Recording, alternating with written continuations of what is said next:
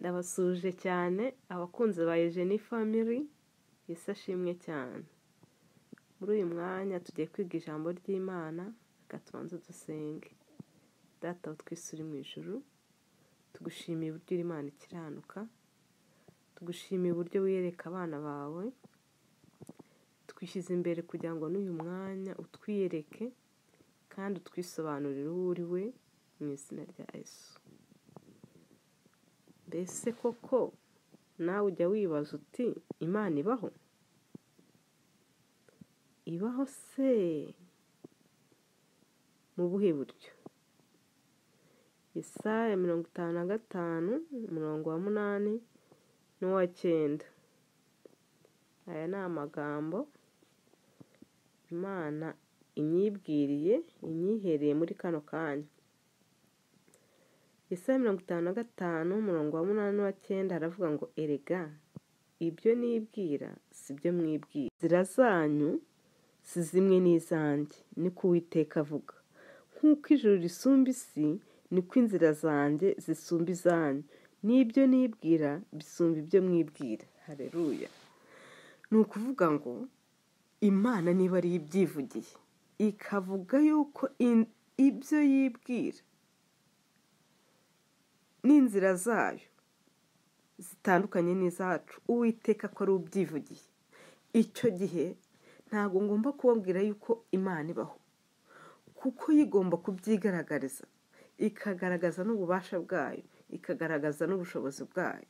Njyewe uyu munsi nababwira nti niba Imana itariho mw'aya mezi 8 ntabwo nzaba nkiriho, mu nzira ntazi bizanyuramo, koko nkaba ntakiriho, kubera ko ibyo ngibyo byose bishoboka.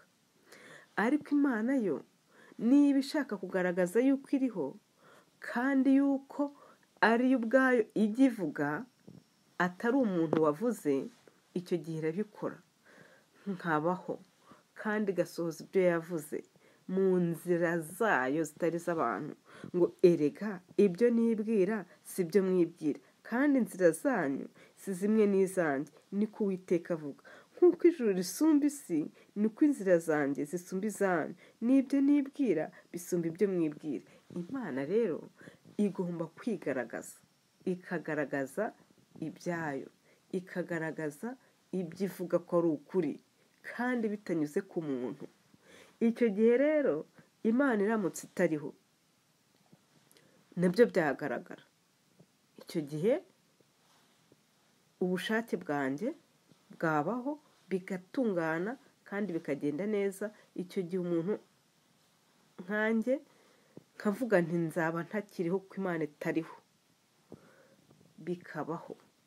Ariko kuko Imana ivuze ngo irigaragaza, iriho, n'ibivuga ikavugira mu ijambo ryayo kandi bikaba ari ukuri, bikaba ibi ngibi turi gusoma atari ibipapuro abantu bicapiye ngo bashyire hariya, zikaba ari ijambo ry'Imana ubwayo, akaba ari yo ubwayo yavuze iti erega ibyo nibwira si byo mwibwira, kandi inzira zanyu si zimwe n'izanjye, niko Uwiteka avuga.